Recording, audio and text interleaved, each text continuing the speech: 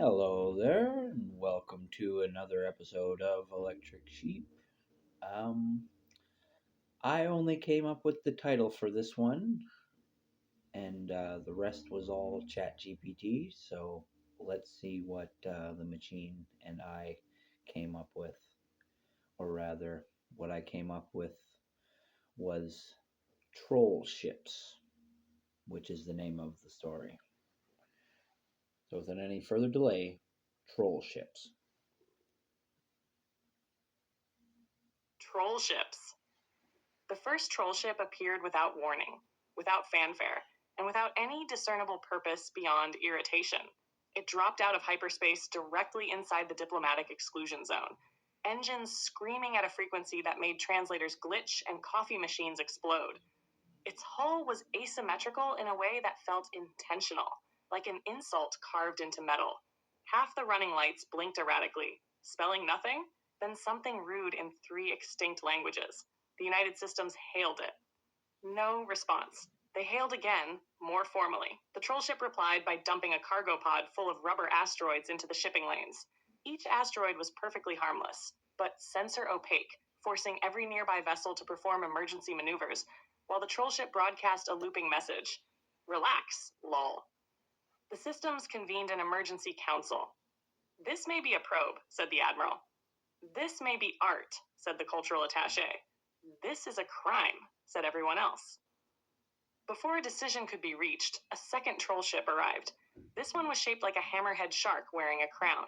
It immediately began transmitting ancient human memes, low resolution, poorly cropped, and deliberately mislabeled. One image was titled, "This is a black hole," and showed a dog. Panic spread. The defense fleet mobilized, weapons armed, targeting solutions clean and precise.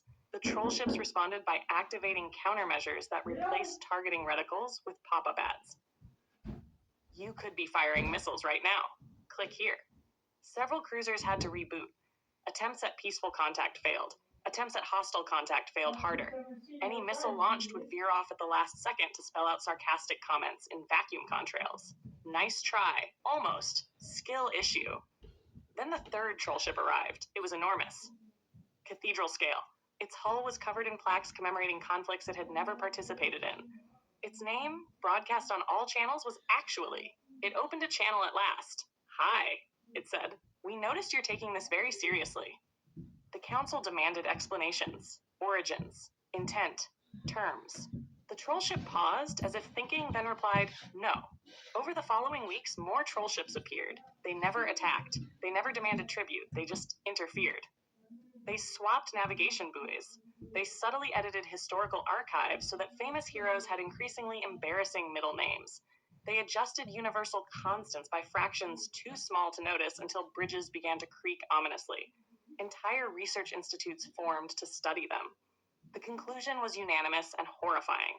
The trollships were not invaders. They were moderators.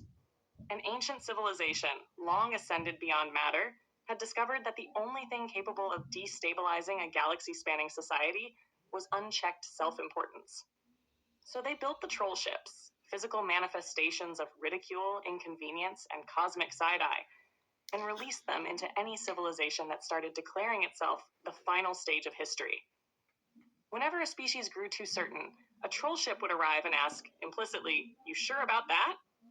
The United Systems tried to negotiate. The trollships responded by renaming the capital world from Primus to Primus, original, and adding a second planet called Primus II, still Primus. Protests erupted. Philosophers wept. Empires stalled.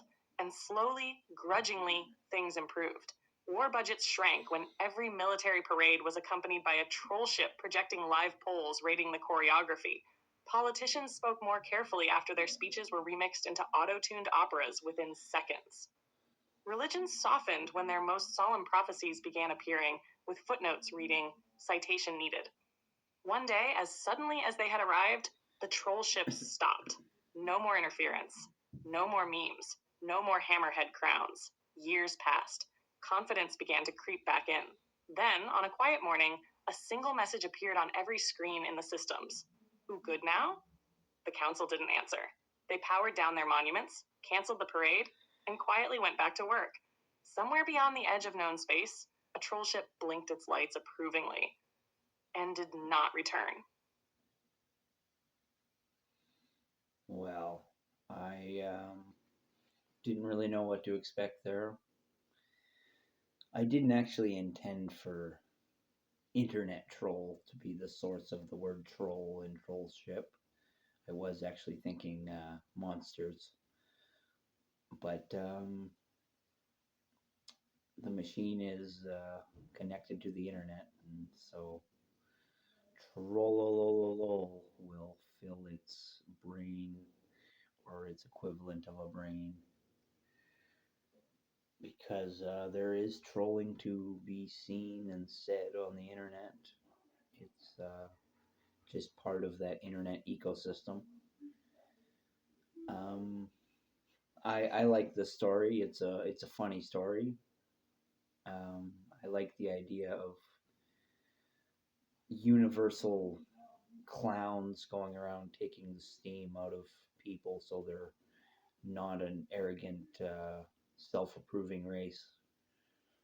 I think that idea has legitimate value in the real world and the real universe. So bravo, ChatGPT, you took that simple title and did great things with it. Um, yeah, I think I'll just leave that at that. I was really happy with the way that turned out. I was a little confused how the trolls renamed a planet because you think that means they have some kind of political power, but maybe I misunderstood that. But regardless, it's funny to add a second planet named the same thing as the first planet, and it's Primus 2, still Primus. That's funny. It doesn't have to make sense. It's funny. Alrighty. I'm Captain Canada. You might know me as Joseph Arthur Roszell. I want to thank you for watching. I want to wish you all the luck in the world. I love you. And I want you to know that suicide is never the answer. Peace out.